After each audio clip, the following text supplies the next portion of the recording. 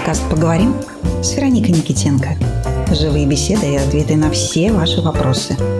Слушай, размышляй, подписывайся, открывай новые горизонты вместе с нами. Друзья, всем привет! С вами Вероника Никитенко и наш подкаст «Поговорим». Сегодня мы будем с вами обсуждать очень волнующую и щепетильную тему. Прежде всего, тему, которая очень волнует женщин. Мужчин она тоже иногда волнует, но мужчины от женщин отличаются кардинально. Если вообще не сказать, что это люди, которые, как гласит старая знаменитая книга «С Марса все женщины с Венеры», так вот, говорить мы будем сегодня про удобные отношения. Про отношения, которые удобны для одного партнера, а для другого превращаются в чемодан без ручки, который и нести тяжело, и бросить жалко. Знакомая ситуация, не правда ли? Так вот, давайте поговорим, присаживайтесь поудобнее. Почему так происходит, что с этим делать? Берите чай, кофе, потанцуем. Впереди нас ждет целый час откровенного разговора на эту важную тему. Итак, с чего же все началось? Началось все с того, что несколько дней назад одна чудесная барышня написала мне сообщение с просьбой разобрать такую интересную историю, на которую ей хотелось бы найти ответ и, может быть, с помощью которой ей хотелось бы прояснить свое собственное будущее. Да? Понять, как делать не стоит, как стоит делать. Ну и плюс она добавила в своем сообщении, что наверняка эта тема будет интересна многим женщинам, потому что я не одна такая, кто попал в такую ситуацию. Если быть совсем кратко, то ситуация следующим образом выглядит. Есть мужчина, есть женщина. Они встречаются какой-то определенный промежуток времени, живут в разных городах, иногда не обязательно в разных городах, иногда в одном городе, иногда это большое расстояние в городе, иногда не очень большое. Но в сущности суть сводится к тому, что эта пара вроде бы как ведет достаточно такой а-ля без 5 минут семейный образ жизни. То есть женщина готовит, женщина убирает, женщина выполняет какие-то другие функции, которые обычно выполняет жена в отношениях, но при этом вместе люди не живут. Мужчина к женщине крайне редко ездит или практически не ездит, или вообще никогда не ездит, а женщина приезжает к нему на регулярной основе. То есть это, как правило, либо выходные дни, тогда, когда она свободна, либо это какие-то дни, включая дни рабочие. В общем, у каждой пары свой график. Основной ее вопрос, или, можно сказать, основной ее посыл звучал следующим образом. Я думаю, что ему удобны такие отношения. Я себя в этих отношениях ощущаю не очень комфортно, и более того, самое ужасное, я чувствую, что я в этих отношениях жертва. Вот именно эта фраза и станет ключевым лейтмотивом нашей с вами сегодняшней беседы. Но прежде чем я продолжу, давайте проведем коротенький интерактивный опрос. Если вы когда-нибудь чувствовали себя подобным образом в отношениях, поднимите руку. Или напишите где-то «да, я чувствовала себя так» или «я себя чувствовала так», если вы мужчина. В общем, сделайте что-то такое, чтобы ответить на этот вопрос так, словно мы сейчас с вами разговариваем, сидя лицом друг к другу и смотря друг другу в глаза. Мне почему-то кажется, что очень многие из вас сейчас подняли руку или где-то написали слово «да». Или мысленно сказали «да», или пошевелили пальцем, или чем-то еще. И знаете что? Быть хотя бы раз в своей жизни в таких отношениях – это совершенно нормально. Самое важное – это не застрять в такой модели отношений навсегда. Потому что временно попасть в такую ситуацию – это значит приобрести в своей жизни очень ценный опыт, который в будущем поможет вам быть более предусмотрительным и не попадать в такие истории. Однако же, если вы раз за разом попадаете в подобные отношения, значит сейчас наступает в вашей жизни тот самый момент, когда вам необходимо остановиться и понять, что же на самом деле внутри вас происходит и чего вы хотите. Не переключайтесь. Совсем скоро мы начнем наше обсуждение. С вами снова Вероника Никитенко, и мы продолжаем. Итак, удобные отношения и жертвенность. Что же это вообще такое? Давайте разберем, перемоем, так сказать, косточки этой ситуации, чтобы понять, с чем мы на самом деле имеем дело. То есть вот с одной стороны мы имеем удобные отношения, причем удобные отношения не столько даже для мужчины или столько для женщины, сколько в большинстве случаев, когда мы начинаем глубже разбираться в этом вопросе, выясняется, что эти отношения в той или иной степени удобны для двоих сторон одновременно. Да, бывают на самом деле такие ситуации, когда эти отношения удобны только для мужчины или удобны только для женщины. В мире много очень есть ситуаций, когда мужчина хочет семьи, хочет жить вместе, хочет вести совместное хозяйство, а женщина говорит, зачем тебе это? Вроде как нам и так хорошо. Но в большинстве случаев, конечно же, бывает наоборот. Женщина хочет, а мужчина, как говорится, не совсем к этому готов. Так вот, когда у нас на чаше весов удобные отношения, на другой чаше весов очень часто возникает вот эта вот тема самопожертвования. Принесение в себя в такую вот добровольную жертву. Это фактически добровольное рабство, на мой взгляд. И по семантике этих слов и вообще по процессам, которые происходят, когда мы приносим жертву или когда мы чувствуем себя удобно, кажется, что это не связанные вообще понятия, совершенно противоположные по смыслу. И никогда не бывает такого, чтобы удобство одновременно с этим являлось жертвенностью. Но на самом деле между этим удобством и этой жертвенностью всегда есть маленький мостик. Да? То есть в каком-то смысле удобство и жертвенность – это две стороны одной единственной медали. Вот что происходит, когда мы говорим, что кому-то удобно? Что мы обычно имеем в виду?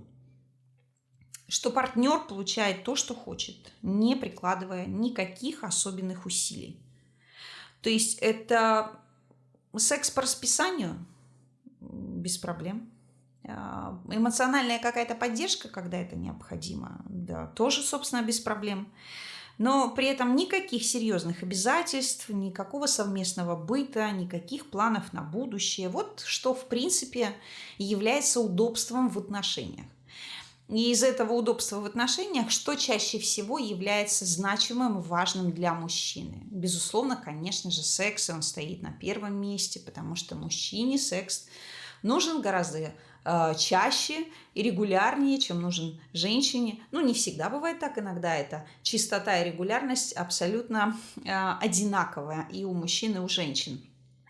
Но тем не менее, в общем-то, и женщина, и мужчина фактически стремятся к одному – найти какого-то одного партнера, дабы не бегать и не искать постоянно себе кого-то, кто может подарить тебе секс. Потому что один партнер для секса – это всегда прекрасно и всегда хорошо. Если вдруг его становится мало, значит, мужчина или женщина начинают каким-то другим способом решать возникшую проблему. Но, тем не менее, прежде всего история таких отношений кроется в сексе. Да? Второй главный момент – это бытовые удобства. Это вкусная свежая домашняя еда, это ощущение заботы, это ощущение внимательности. То есть в каком-то смысле у тебя дома ходит вечная жена или вечная мама, которая, так или иначе может меняться ролями. Да? Женщина может меняться ролями. В контексте секса и еды она выступает в роли жены, а в контексте заботы спросить повязал ли ты шарфик, милый, сегодня себе на шею, не замерзнешь ли ты. Это есть уже такая вот мамская история, которая в этих случаях чаще всего работает. Потому что, когда мы говорим о полноценных отношениях, конечно же, там роли матери нет. Там есть роль любящей женщины, которая заботится о своем мужчине, и, соответственно, мужчина в роли любящего мужчины заботится о своей женщине точно так же. Вот. А что же такое жертвенность в отношениях вообще? Как вы думаете? Попробуйте ответить на этот вопрос. Что такое жертвенность в отношениях? Если вам необходимо, можете поставить этот подкаст на паузу, чтобы как-то сформулировать свой ответ, а потом вернуться ко мне снова.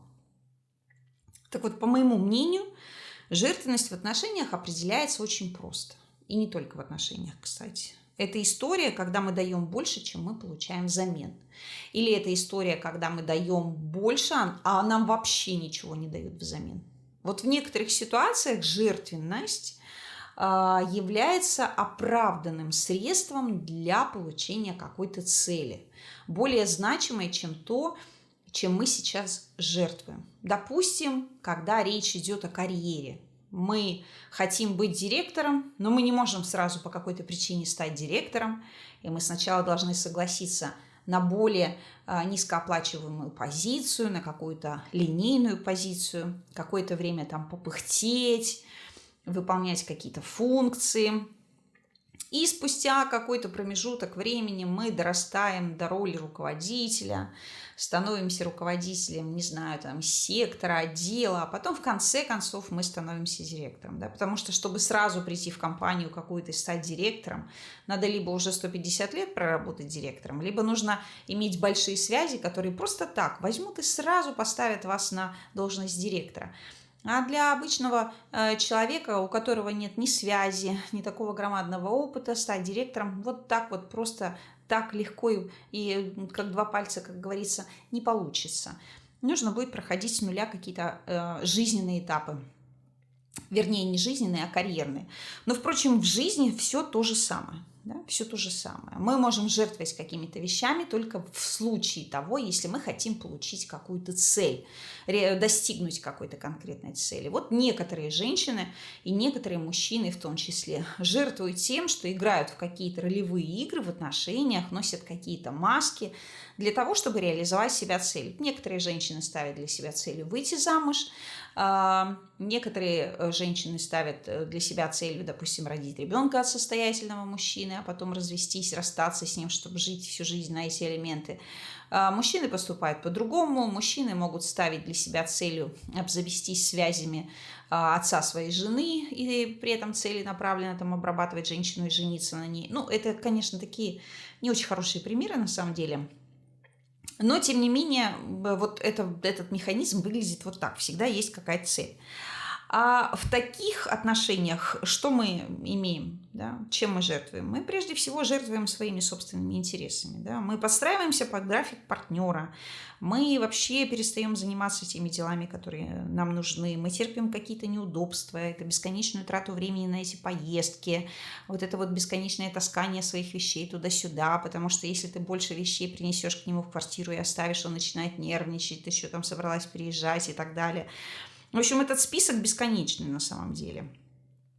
И парадокс между этим удобством и этими жертвами заключается в том, что чем больше мы жертвуем собой ради интересов или ради удобства, комфортной жизни нашего партнера, тем менее привлекательными мы для этого человека становимся. Вот такой вот парадокс.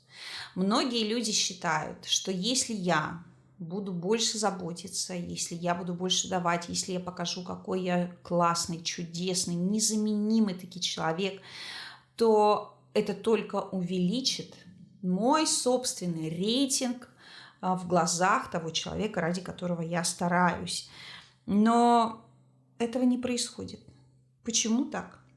Потому что в этот момент, когда вы принимаете внутреннее решение о своих жертвах, или когда у вас какие-то вообще проблемы с самоценностью, самооценкой, так называемой, вообще с вашим поведением, отношением прежде всего к самому себе, к самой себе, другой человек начинает воспринимать вас как ресурс, просто как ресурс для удовлетворения своих потребностей. То есть каждый ваш жест, каждый ваш взгляд, интонация вашего голоса, ваши реакции на какие-то ситуации, которые происходят между вами, фактически дают вашему партнеру основание читать вас и считать вас человеком, у которого нет самоуважения, человека, для которого он сам для себя ничего не значит. Человека, который может восприниматься как прилипчивый, навязчивый, что-то еще. Ну или в каких-то случаях человека, которым удобно сейчас питаться. Потому что в каком-то смысле такие вот отношения, мне почему-то хотелось назвать их товарно-денежными, они становятся очень классной историей для заполнения временной паузы, пока ты не нашел какого-то действительно подходящего для тебя партнера. И большинство женщин, к сожалению, попадает в такие истории именно по той причине, что они вдруг начинают считать, что вот этот конкретный мужчина ценит то, что они для него делают, и останется с ними, и они наконец-таки будут счастливы. То есть, опять же, тема в некотором случае, можно считать ее темой про какие-то наши иллюзии. Мы об этом разговаривали некоторое время назад. Так вот, представьте, что вы вкладываете деньги в какой-то проект. У вас много денег. Вы вкладываете туда свое время, вы вкладываете туда свои силы, вы вкладываете туда, не знаю, все свои какие-то душевные внутренние интересы. И, конечно же, когда вы так относитесь к этому проекту, вы инвестируете в этот проект самое себя, конечно же, вы будете ждать отдачи. Потому что любые инвестиции всегда предполагают какое-то возмещение. Вообще, в принципе, как в бизнесе, так и в жизни нормально строить отношения и ждать отдачи. Потому что такое отношения? Отношения – это всегда взаимность. Мы строим отношения, идя друг другу навстречу. Вот только такой способ взаимодействия можно действительно назвать отношениями.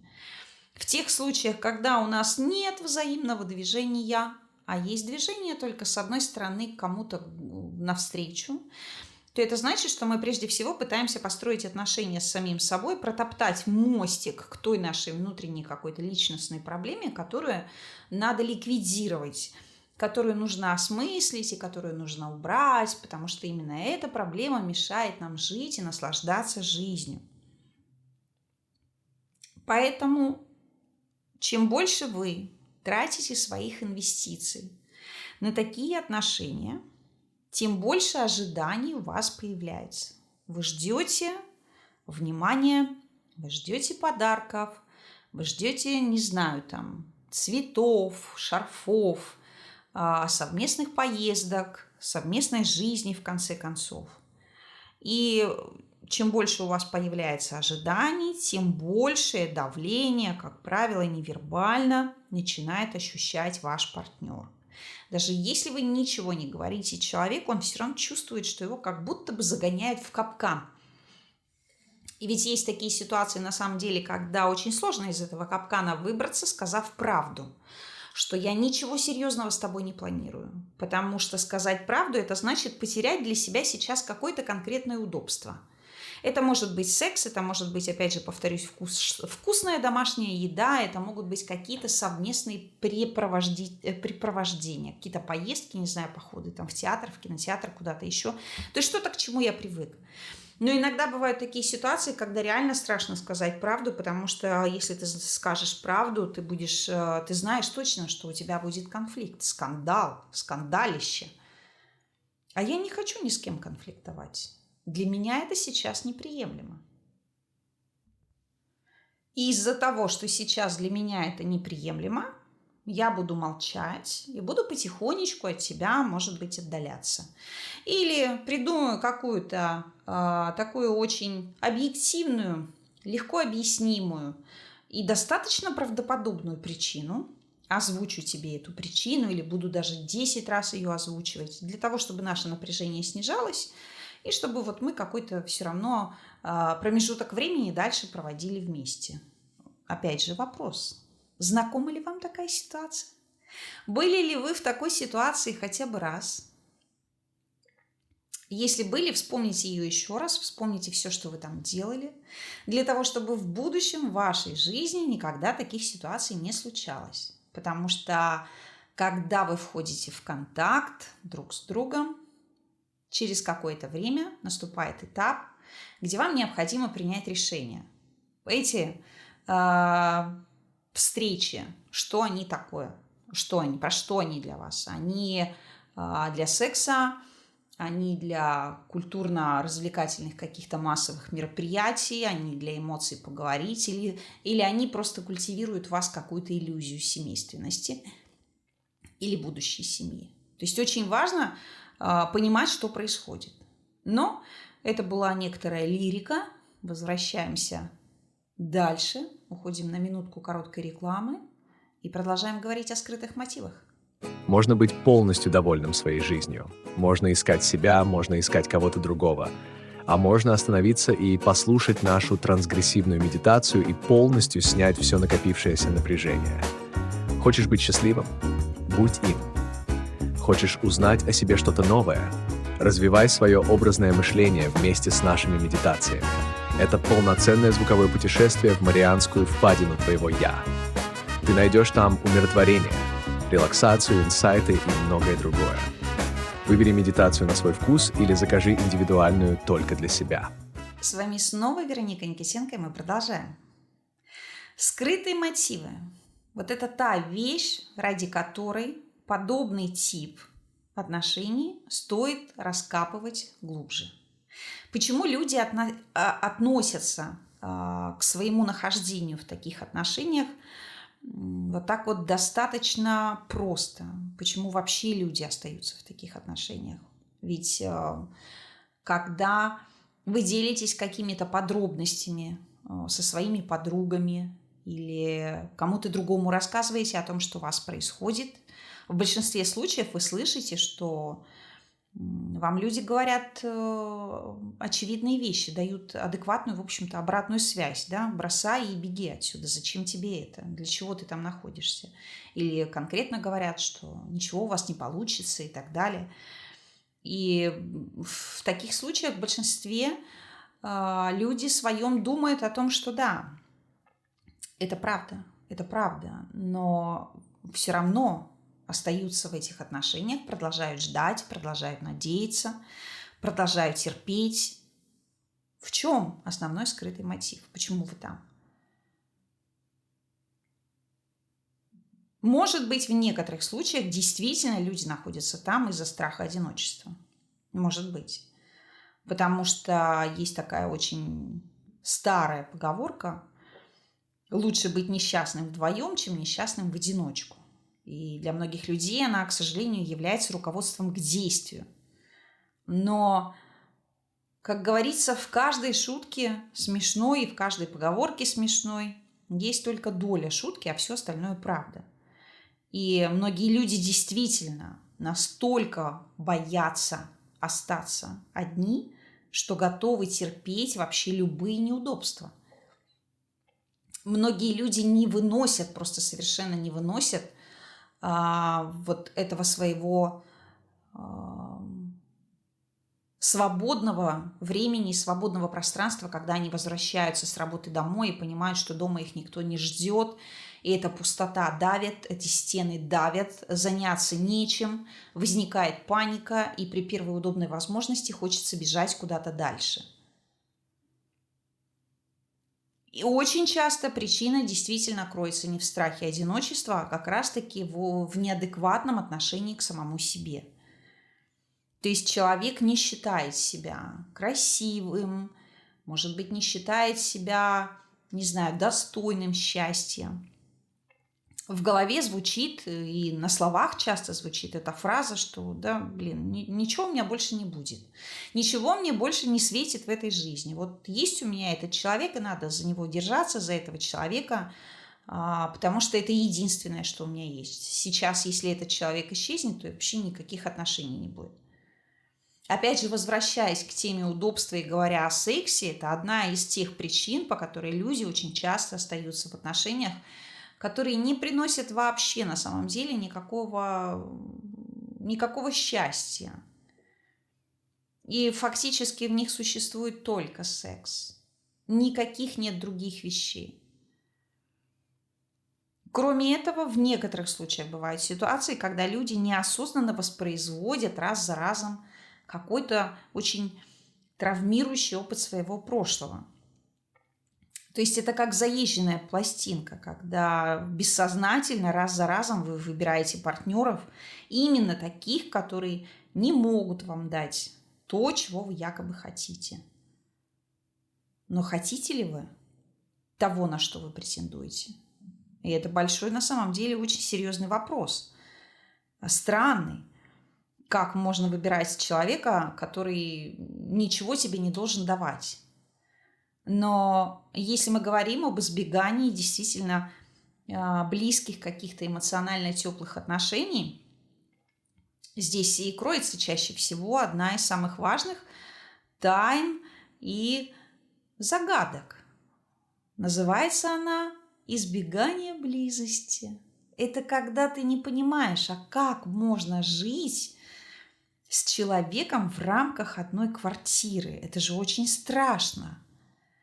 Да, может быть, когда-то у вас был опыт близких отношений или семейных отношений, когда вы жили на одной территории. Если этот опыт был каким-то неприятным, если вы в этом опыте были лишены каких-то нужных вам вещей, то в конечном итоге у нас и получается история про то, что любая близость для нас губительна. У нас на подкорке зашита уже история, затертая до дыр, что если мы кого-то впустим в себя чуть поглубже, значит, мы сделаем себе очень больно. Вот понимаете, что у нас происходит внутри нашей конструкции под названием психика, внутри этого нашего компьютера огромного. То есть мы вполне себе можем считать осознанно, так сказать, рационально говорить: я хочу отношений, я хочу жить с тобой вместе, я хочу, чтобы мы с тобой делали то-то и то-то. Но на самом деле мы прежде всего можем допускать множество разных шагов, которые, по сути, должны нас оттолкнуть от этих отношений. То есть такое бессознательное ожидание расставания. То есть мы точно знаем, что мы расстанемся, и вот сейчас мы играем в эту игру, аккуратно ведя ее к тому, чтобы мы действительно расстались. Причем не просто расстались, а иногда расстались с какой-то драмой, с какой-то трагедией, потому что тоже при анализе может выясниться, что для человека единственный способ ощущения себя счастливым и живым являются отрицательные какие-то эмоции негативные. Слезы, драмы, не знаю, бросание тарелок о стену, что-то еще. То есть вот какая-то такая интересная история. Так вот,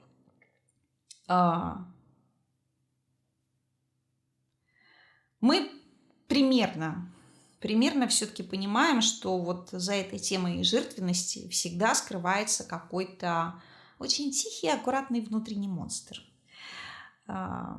Мы с этим монстром не знакомы, но он есть.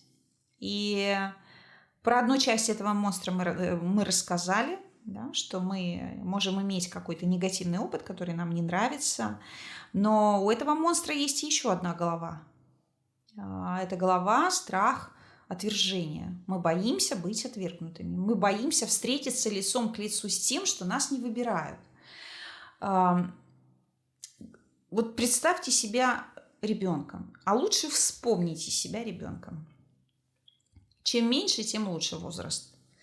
Всегда ребенок хочет быть любимым. Он всегда борется за внимание родителей. Если родители не уделяют ребенку должного внимания, если они не включаются в его интересы, если они не дают ему вот этого ощущения похвалы, любви, ценности, конечно же, ребенок вырастает таким человеком, который внутри себя будет постоянно искать подтверждение своей собственной исключительности.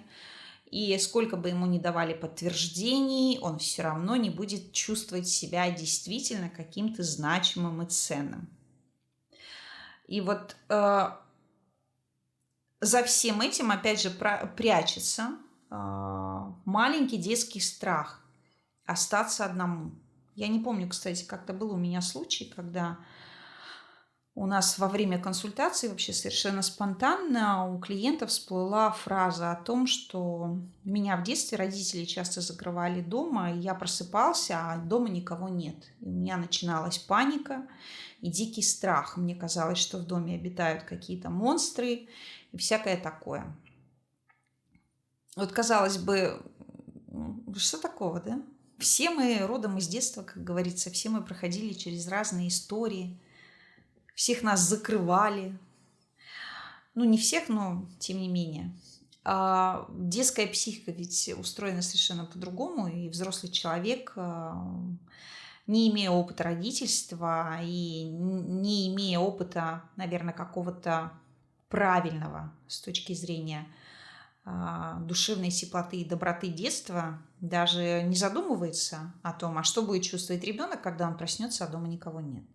Ну, сейчас, я думаю, таких случаев уже гораздо меньше, а то, может быть, их и совсем нет. Но раньше это было достаточно привычной картиной. И это тоже сказывается иногда. Но мы здесь все-таки не столько за психологией, потому что если кому-то нужна помощь, вы можете обратиться в терапию, но при этом помните, я хочу некоторые предостережения сейчас озвучить, что вопросы терапии – это классная, интересная штука, вы докапываетесь до причинно-следственных связей своего поведения и так далее. Но для того, чтобы ваша какая-то проблема жизненная действительно была решена, то одной терапии будет недостаточно. А в некоторых случаях любая терапия вообще может быть бесполезной, потому что человек может ходить на терапию исключительно для того, чтобы утвердить себя в мнении, что я и так хороший, мне ничего менять не надо. Но еще история отрицательного эффекта от терапии имеется тогда, когда вы походили на терапию, поговорили, разобрали, а поведение ваше не изменилось. Как вы вели себя раньше, так и вы продолжаете себя вести сейчас. Естественно, не будет никакого эффекта. И самый простой способ, который избирает большинство людей – обвинить терапевта в его собственной несостоятельности. И то же самое, вот этот механизм работает и в таких отношениях. С одной стороны, вас может абсолютно все устраивать. С другой стороны, вы будете постоянно жаловаться на этого человека. Вы будете постоянно жаловаться на свою судьбу, на свою, не знаю, долю, искать каких-то советов, рекомендаций, но при этом раз за разом все равно поступать точно так же. Поэтому сейчас самое время остановиться, если вы вдруг оказались в такой истории, и подумать, а что вы вообще сами сделали для того, чтобы эти отношения изменились или прекратились вообще? Вы действительно пытались уйти, или вы действительно пытались что-то обсудить, или вы ничего не делаете, а стараетесь любыми путями сохранить эту историю такой, какая она есть. Ведь когда мы хотим сохранить эту историю, а с другой стороны хотим от нее освободиться, мы понимаем, что речь в том числе опять выводит на авансцену наш какой-то внутренний конфликт. Этот внутренний конфликт, с одной стороны, мы хотим освободиться от человека, да, такая тяга к индивидуации, а с другой стороны, хотим от него зависимости, она превращает нас в человека, подвешенного между небом и землей. То есть эдакий 12-й аркан Таро под названием «Повешенный». Обстоятельства вынуждают этого человека висеть на дереве. Обстоятельства вынуждают этого человека немножечко сменить фокус своего восприятия, посмотреть на ситуацию с другой стороны, найти для этой ситуации какие-то конкретные ответы, изменить свой подход к чему бы то ни было. То есть вроде бы вы в отношениях, но никаких отношений и каких-то близких эмоциональных отношений у вас нет. Но при этом вроде вы в отношениях. Удобно ли это? Да, конечно, удобно. Чувствует ли человек себя счастливым в таких отношениях? Ну, в какие-то моменты, может быть, да. А в каких-то, вряд ли можно говорить о каком-то счастье. То есть это примерно как сидеть на берегу моря и мечтать о том, что вот сейчас вы войдете и поплывете, но при этом вы не входите в воду, потому что вы боитесь воды. Или по какой-то другой причине вы не входите. Вот оно, ваше огромное счастье, холодное, прохладное, освежающее. Но нет внутренней тяги действительно настолько сильной, которая смогла бы преодолеть все ваши предрассудки, конфликты или что-то еще и все-таки воспользуется возможностью этой. Почему так происходит? Я сегодня много вам задаю вопросов, потому что я надеюсь, что, отвечая на эти вопросы, у вас создастся ощущение нашего контакта и нашей беседы. Плюс, когда вы вступаете в диалоги с самим собой, вы получаете для себя возможность заглянуть в какие-то потаенные уголки своей души и найти там те ответы, которых, наверное, вы не замечали ранее или, может быть, не хотели видеть. Так вот, говоря о, наверное, ценностях таких отношений, которые в них получает прежде всего человек, считающий себя в каком-то смысле жертвой, или человек, который ждет и с помощью этих отношений надеется как-то изменить свою жизнь, что вы там черпаете? Почему вы не уходите? Почему вы в них остаетесь? Потому что вы живете в иллюзии, что вы не один.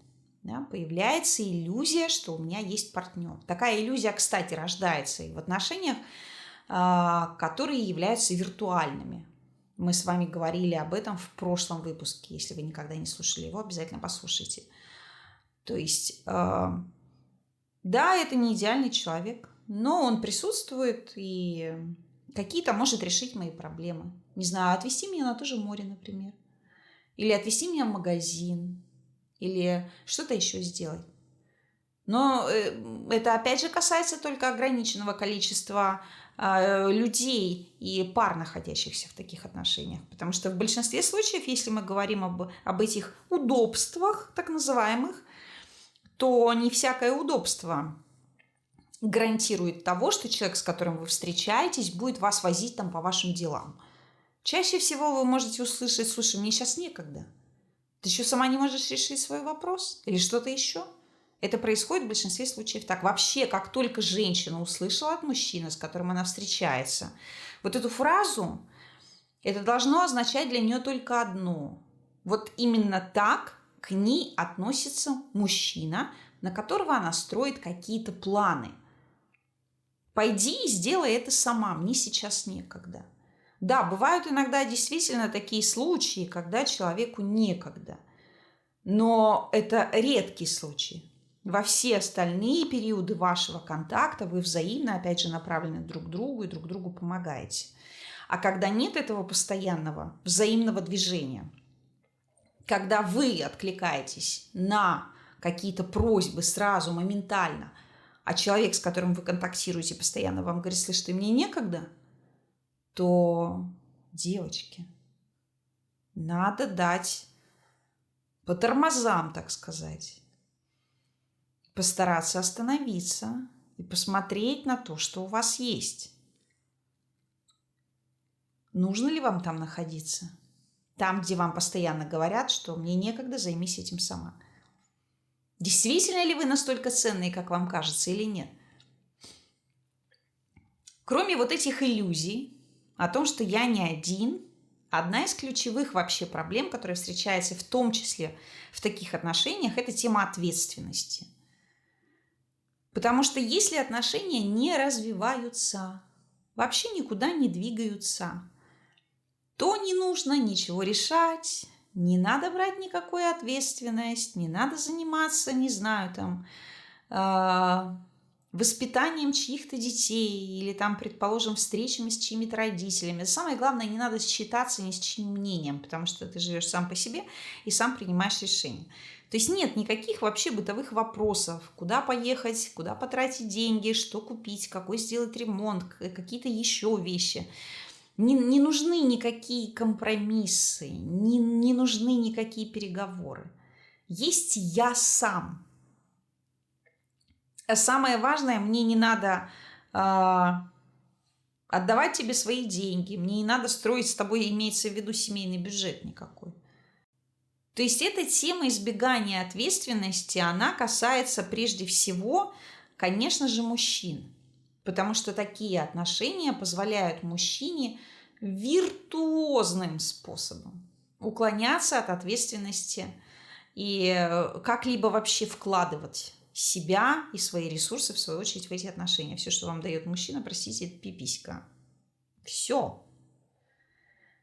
Потому что в браке одной пиписькой, извините, сыт не будешь, правда? Там какие-то есть еще другие вещи. Поэтому нет тела, нет ответственности. Вот. Но и для женщин тема избегания ответственности тоже очень важна, потому что женщина тоже живое существо, как и мужчина. Она тоже, в принципе, привыкает жить одна. Она привыкает к своему образу жизни. Она понимает, что у нее есть какой-то свой установленный порядок в жизни, который не хотелось бы, в общем-то, нарушать. Но когда мы говорим о таких удобных отношениях, если женщина с таким подходом к своей собственной жизни входит в такой контакт, то у нее, в принципе, не стоит вопроса там «я жертва». Потому что график этих отношений она устраивает таким образом, чтобы удобно было не только ему, но еще и ей. То есть она не будет постоянно бежать по первому звонку, по первому зову. Она будет вести себя так, что здесь и мужчине тоже в каком-то смысле придется напрягаться. Но не все женщины такие. К сожалению, многим женщинам нужно еще стремиться к этому, чтобы научиться жить своими интересами, научиться понимать, что такие отношения – это, опять же, в каком-то смысле уход от ответственности в своей собственной, в контексте принятия решений. Ведь взять на себя ответственность и принять решение, сказать, мы расстаемся, потому что что-то у нас странное там происходит, это же тоже про взрослость, это же тоже про ответственность. И в этом случае иногда удобнее занимать позицию ребенка, такого вот инфантильного, капризного, ждать, пока кто-то другой примет для тебя какую-то, так сказать, дорожку тебе красную постелит или что-то еще, нежели чем ты сам. Тоже такая тема про взрослость, потому что ответственность, она, в принципе, всегда про взрослость. Ну и последнее, самое важное, на мой взгляд, это история про вообще само понятие жертвы. На мой взгляд, это самая удобная роль для всех. Как для мужчин, так и для женщин. Потому что жертва, помимо полного избегания ответственности, обретает для себя невероятно много различных инструментов для управления ситуацией. Потому что всегда есть на кого переложить ответственность за свое собственное несчастье. В инструментарии, так сказать, рабочем человека, который добровольно занял роль жертвы, есть куча всяких примочек, начиная от манипуляций слезами, это классическая история женская. Женщина начинает плакать только ради того, чтобы добиться того, чего она хочет. Да, девочки, как бы это обидно ни звучало, но все мы рано или поздно понимаем, что мы манипулируем таким способом. Опять же, почему это происходит? Потому что, когда-то где-то мы вот как дети себя ведем. Да? В каких-то моментах, может быть, это и бывает допустимо, но когда вы поняли, что вы манипулируете, это очень классное такое для вас достижение. Вы очень многое можете изменить в своей жизни, когда поймете, что это, по сути, манипуляции, которые вредят вам. Они не приносят вам никакой пользы, они вам вредят очень сильно. И в итоге, когда мы перебираем все эти мотивы и все какие-то следствия наших собственных проблем, когда мы начинаем разбираться, почему мы находимся в этих отношениях, какая цена, какая наша цена нахождения в этих отношениях. И мы, видя эту цену, понимаем, что мы все это время работали в убыток. У нас нет вообще ни грамма прибыли, у нас одни сплошные убытки. Мы потеряли драгоценные годы, которые могли бы пустить на поиск другого человека, могли бы пустить, не знаю, на путешествие, на обучение, на что-то еще. Мы в большом минусе по самоуважению, потому что всякий раз, когда вы соглашаетесь сделать что-то такое, что вы на самом деле не хотите делать, но вы боитесь потерять человека и не озвучиваете ему свое «нет», а говорите «да, окей, я сделаю», вы теряете веру вообще в любовь, в то, что возможны счастливые отношения. Вы теряете веру в самого себя, в саму себя. Вы приобретаете огромный, колоссальный пробоину. Вот прямо-таки пробоину, как айсберг пропорол Титаник. Вот то же самое случается с вами. И вы начинаете тонуть. И чем дольше вы находитесь в этой истории, тем больше ваши потери. Уходим на короткую рекламу. Иногда все мы нуждаемся в паузе, чтобы отдохнуть или прислушаться к себе, услышать ответ на важный вопрос, найти свой путь или убедиться, что вы уже идете по нему. Откройте для себя книгу «Мистические откровения на каждый день», сборник коротких философских и мистических сказочных посланий. Он станет вашим фарватером. Каждый день новый совет, новое откровение. Пусть ваша жизнь засияет новыми красками. Мистические откровения на каждый день – ваш личный проводник к счастью и гармонии. Пишите нам в Telegram по ссылке в описании к видео и получите отличного собеседника, который всегда будет рядом с вами. С вами снова Вероника Никитенко. Я напоминаю о том, что сегодня мы с вами говорим об отношениях, которые удобны только одному партнеру. И сейчас самое время поговорить, почему так сложно уйти, какие же признаки, самые яркие, есть у таких удобных отношений, и что еще нам нужно знать, чтобы не вляпаться в это очередное неприятное событие. Единственный главный признак вот таких бесперспективных отношений – это отсутствие любого развития. Опять же, на прошлых подкастах мы говорили о том, что существует определенный временной лимит, когда ваш мужчина точно для себя принимает решение, будет он с вами или нет. И здесь, если прошел год, а то может быть 2 или даже 3, но ничего в ваших отношениях не изменилось, вы все так же только встречаетесь по графику, или вы все так же встречаетесь как бы тайком, или еще что-то такое происходит. Это повод остановиться и сказать себе стоп. Я нахожусь не там, где я на самом деле хочу, я отсюда хочу выйти. И в этом случае, если на протяжении длительного промежутка времени ничего не поменялось в структуре вашего взаимодействия, и в структуре ваших встреч, то там, в принципе, ничего выяснять не надо. Там просто надо ставить точку и уходить. Потому что, что там можно выяснять? Сказать, а что у нас происходит? Так понятно, что происходит. Если ваш партнер не предпринял ни единой попытки как-то представить вас своим друзьям, рассказать о вас другим людям или что-то еще, значит, вы для этого партнера совершенно неценный человек. Этот человек не планирует с вами никакого будущего. Надо останавливаться и идти искать что-то другое. Или, может быть, наоборот, никого не искать, а пересидеть какое-то время. Побыть наедине с собой. Второй очень важный момент – это односторонняя инициатива. То есть у вас, как правило, нет права голоса ни на что.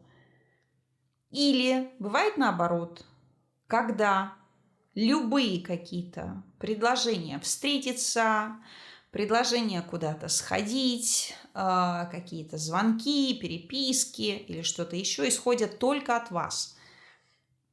То есть человек, с которым вы пытаетесь строить отношения, вообще никак не реагирует на ваше присутствие в своей жизни. То есть не пишет вам, не звонит, не спрашивает ни о чем, не интересуется вашим состоянием здоровья, не интересуется вашими проблемами, вообще старается не вникать ни во что.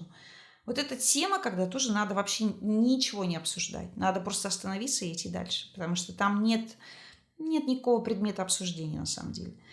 Вся эта односторонняя инициатива как раз-таки очень хорошо характеризует историю, что вы в этих отношениях находитесь сами с собой. Второй человек у вас это просто кукла для, опять же, удовлетворения каких-то ваших интересов. Да, именно так. Потому что когда вы знаете, что вы не нужны человеку, и когда вы старательно стараетесь избегать этого понимания, вы в том числе удовлетворяете свои интересы. А главный интерес здесь может быть именно в теме добиваться. Я добьюсь тебя. Ты все равно будешь мой или моя. Даже если ты не хочешь. Ты же откликаешься все равно на мои какие-то призывы. Это знаете, как коты дрессируют своих хозяев. Как кошка начинает без конца мяукать, а вы реагируете на ее мяуканье и делаете то, что она хочет. Она понимает, что вы реагируете на ее звук. Значит, если она будет мяукать или делать что-то еще, вы будете делать то, что нужно ей. И точно так же происходит здесь в отношениях. Вам кажется, у вас создается обманчивое впечатление, что если человек откликается на ваши призывы, ну, значит, вроде как есть какое-то будущее. Да, может быть призрачное, но тем не менее оно же есть. И это опасное заблуждение. Оно ведет вас к абсолютному провалу.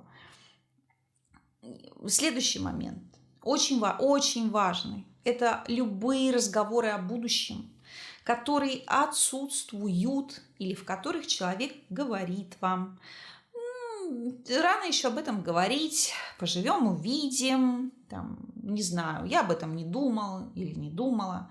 То есть вы хотите обсудить будущее, возможно, с вашим партнером, а человек вам говорит: ну, слушай, поживем, увидим. То есть в таких случаях надо задавать сразу прямой вопрос, что я могу воспринимать твой ответ как четкое указание на то, что меня в твоем будущем нет. И в этот момент человек может поступить только вот так или иначе. Он может сказать вам, что ой, все, да что ты там начинаешь. Или превратить это все в скандал. То есть какие-то вот два будут варианта, каждый из которых будет фактически завуалированным отказом.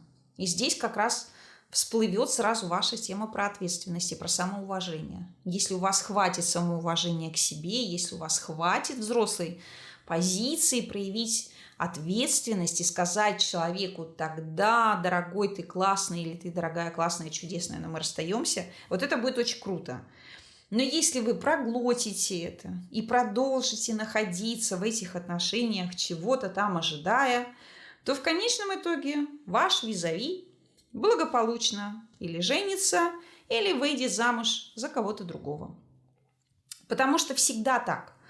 Отношения строятся с удобным партнером на пересидеть, а в это время ищется другой кандидат. Ищется или целенаправленно, или просто случайно появляется. Просто потому, что человек к нему уже готов. И все.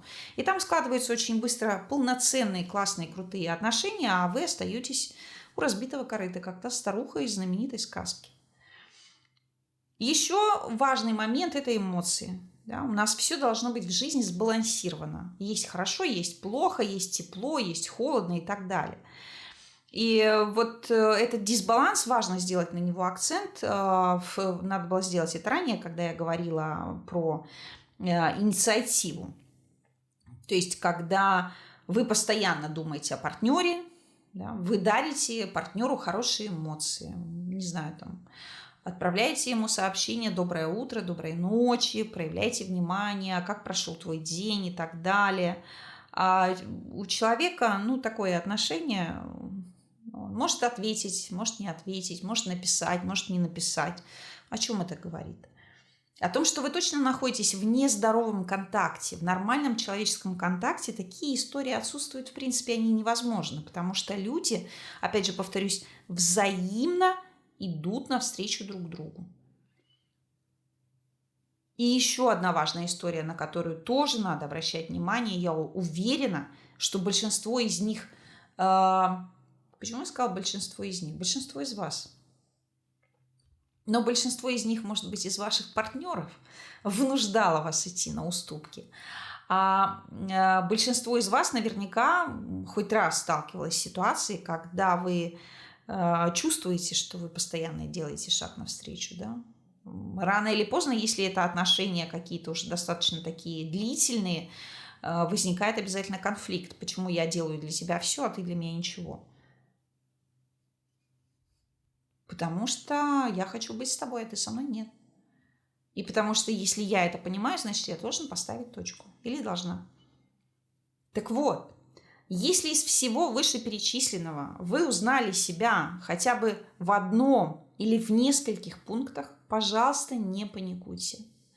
Помните о том, что осознание проблемы – это уже половина решения. И как только мы поняли, что мы находимся в отношениях, которые удобны нам или удобны кому-то, но при этом эти отношения совершенно несчастливые для нас, мы можем понять две или несколько, может быть, 22 в некоторых случаях вещей о себе. И это понимание даст нам как раз-таки те ресурсы, которые укрепят нас в своем стремлении все-таки быть счастливым.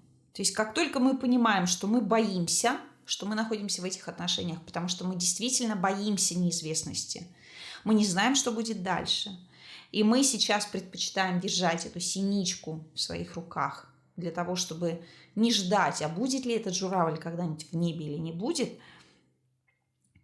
то это повод поработать со своей мотивацией, со своей верой в самого себя и задать себе вопрос, готовы ли вы отказаться от шанса на встречу действительно подходящего для вас партнера. Потому что когда вы сохраняете в своей голове эту веру в встрече, вы действительно меняете как-то свою жизнь. То есть я не говорю сейчас о надежде. Для меня слово надежда и вера совершенно принципиально разные вещи. Я надеюсь, что для вас тоже так. Потому что надежда – это то, что всегда умирает. Надежда умирает всегда. Вера всегда остается. Потому что надежда – это необоснованные в большинстве случаев ожидания, которые происходят в таких отношениях. А вера – это четкий внутренний компас и ориентир, убеждение, личное убеждение в том, что у меня все будет. И вера всегда подкрепляется какими-то действиями. Надежда – это значит вот опять ситуация терпения, позиция жертвы. Сидите ждать, а может быть, а когда-нибудь.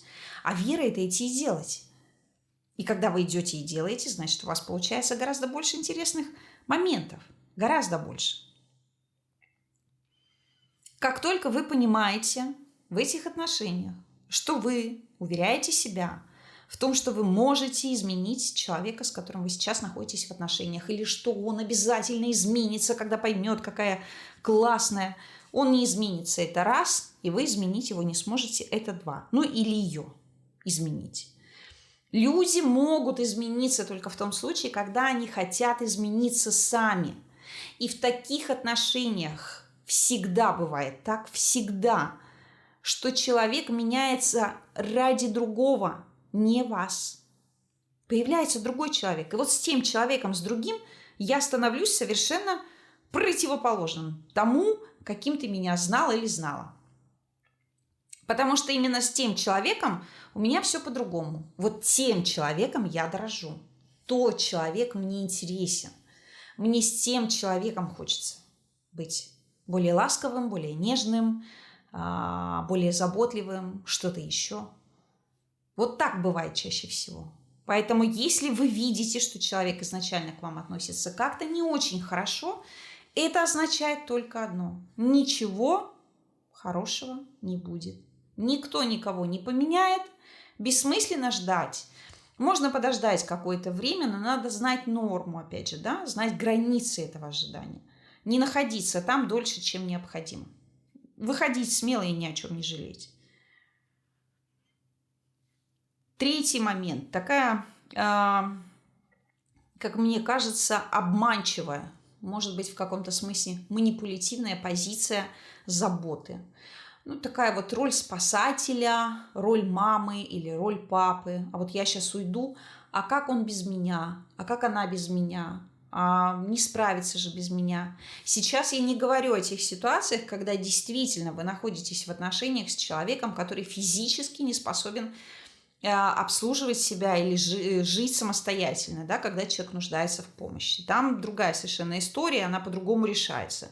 Мы сейчас говорим о вот этом пресловутом, знаете, самооправдании. Я нахожусь в этих отношениях, потому что я вот в этих отношениях настолько ценный, я там забочусь, сейчас вот я уйду, а как человек останется один?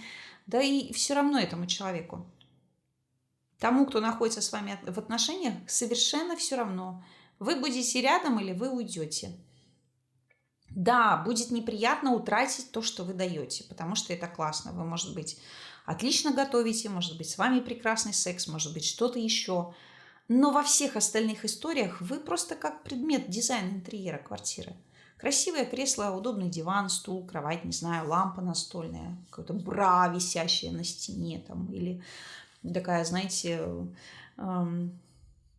ваза, какая-то старинная китайская, да, или японский фарфор. Ну, будет жалко, если я это потеряю. Ну, в общем, я от этого не умру. Поэтому это прежде всего ваша, опять же, личная обманчивая такая позиция. Такая вот история, когда вы сами себя пытаетесь убедить, что вы в этих отношениях нужны. То есть вы отрицаете очевидные вещи, что вы в этих отношениях не нужны, что человек вас использует. Поэтому, подводя итоги,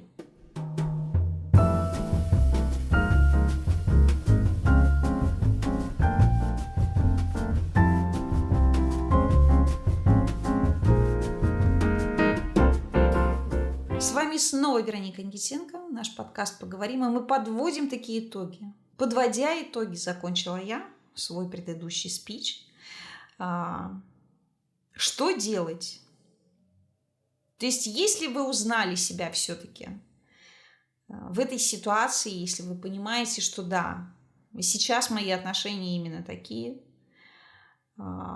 самое первое, что нужно сделать, это честно ответить на свой вопрос. Чего я на самом деле хочу от этих отношений? Ну или если вы в подобных отношениях, ответьте честно на вопрос, чего вы хотите от этих отношений. То есть чего на самом деле хочет ваше «я». Вы хотите больше внимания, или вы хотите больше свободы, или вы хотите совместного будущего какого-то, может быть, детей, может быть, семью. Или вы довольны на самом деле тем, что у вас есть? И вот в любом из этих ответов уже содержится руководство к действию.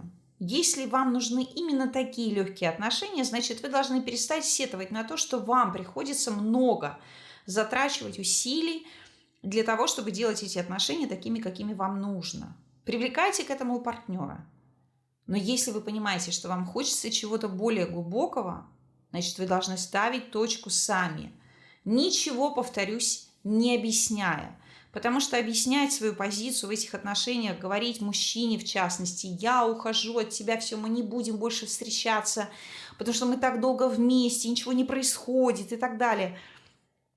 Это как, простите, метать бисер между и перед свиньями. Человек взрослый же, он тоже все понимает, он же не думает, что вы там какая-то дурочка тоже просто сидите столько времени зазря с ним. Конечно, он понимает, что вы хотите отношений. И стоит ли здесь кому-то что-то объяснять? Да, можно высказать свои негативные эмоции, но высказывая свои негативные эмоции, вы должны понимать, что вы их высказываете прежде всего себе. Потому что, опять же, это ваша вина, вы допустили нахождение себя в такой паре. Вас никто не принуждал, вы могли уйти в любой момент времени. Но если вы остались, значит, вы выбрали себя остаться сейчас и здесь.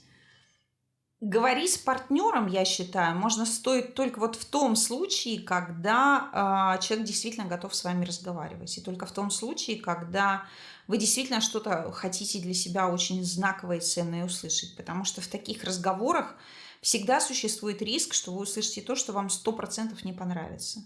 Но даже если вам что-то не понравится, это все равно гораздо лучше, чем много лет тратить на иллюзию отношений. Вообще. Вы можете рассказать партнеру о своих чувствах, о своих эмоциях, о своих потребностях. Вы можете попытаться наконец-таки услышать и мнение другого человека.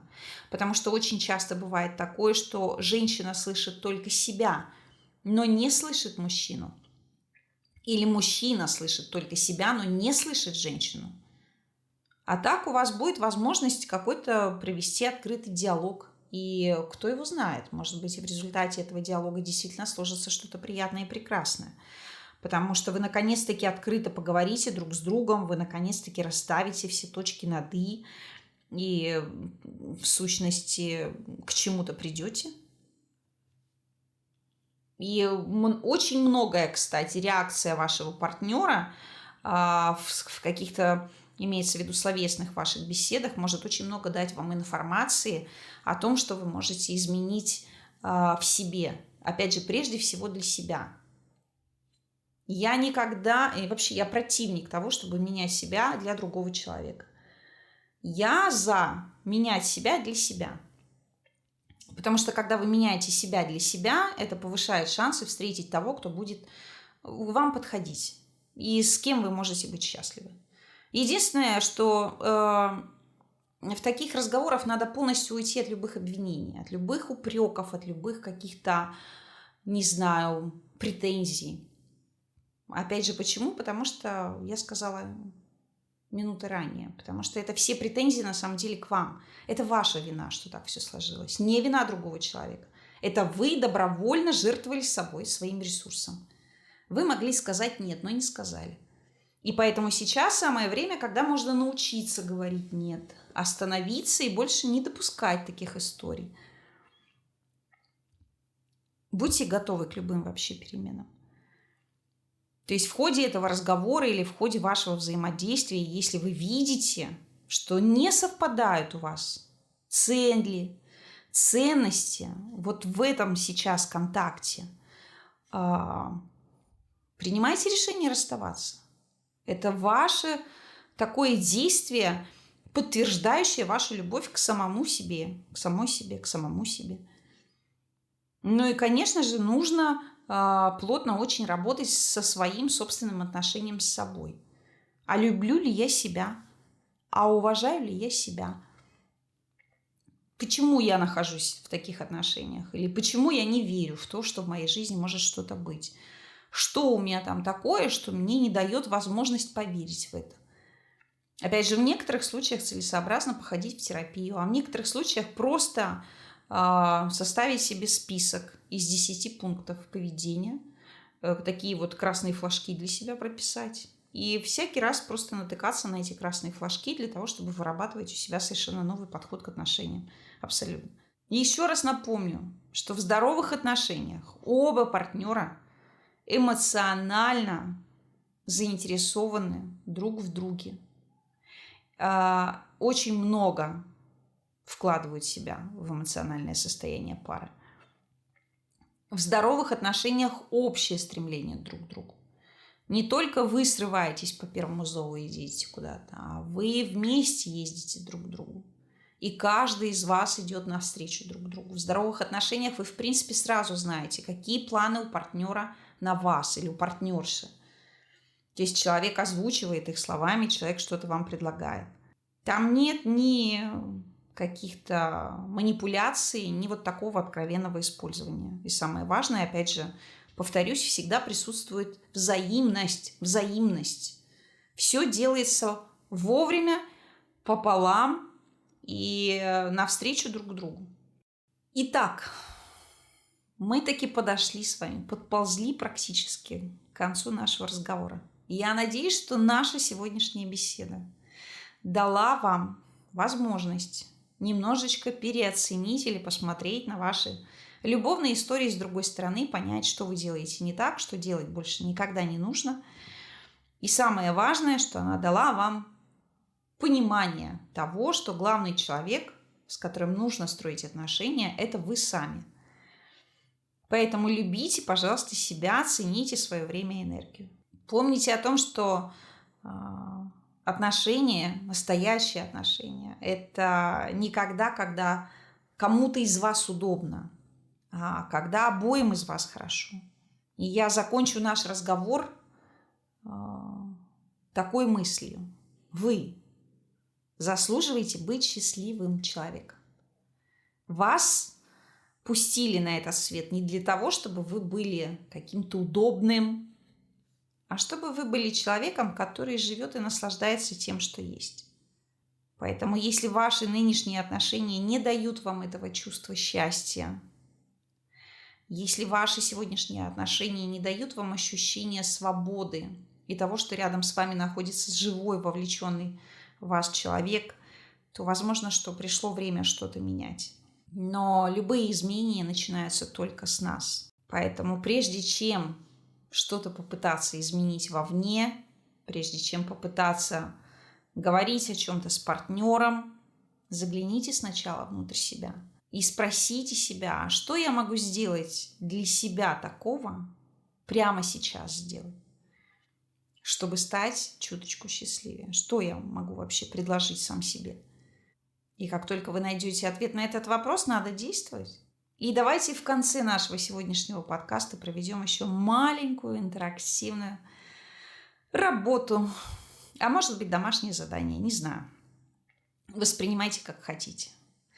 Вам нужно взять лист бумаги и на этом листе бумаги написать список, минимум из 10 вещей разных, которые делают вас счастливыми. Это могут быть любые вещи. Это может быть история про то, что вы любите пить какой-то конкретный сорт кофе, или вы любите ходить в какие-то конкретные места, или какие-то путешествия, или что-то еще, неважно. В общем, минимум 10 вещей.